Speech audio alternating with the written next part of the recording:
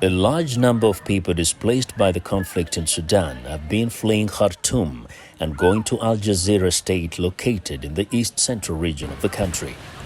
A teacher at a school in South Khartoum, Layla Al-Rashid, is one of those who escaped the capital.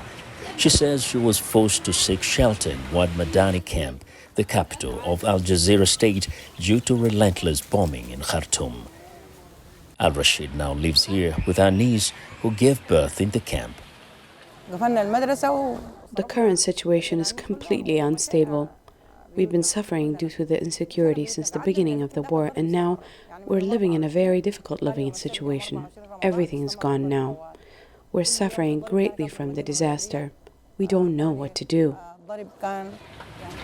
Al Jazeera state now shelters tens of thousands of displaced people in facilities that were previously schools, universities and mosques, according to aid agencies. Most of these institutions turned shelters are run by civilians and other humanitarian organizations, but some with medical conditions like Babu Ali Ismail say they lack medical care. I had missed a number of dialysis sessions when I had run out of all the medicines. The situation became dangerous for me. I came to Wad Madani to find a dialysis center. I live now in this school, which has turned into a shelter. Sidahmed Hussein, a resident of Khartoum, fled the city to give birth in Wad Madani after experiencing what she calls the horrors of war in the capital city. The war forced us to leave our city. I was pregnant and placed here in a shelter. I left Khartoum because there were no hospitals there. We stayed for days under bombardment. Then we left after 2 weeks to the city of Wad Madani.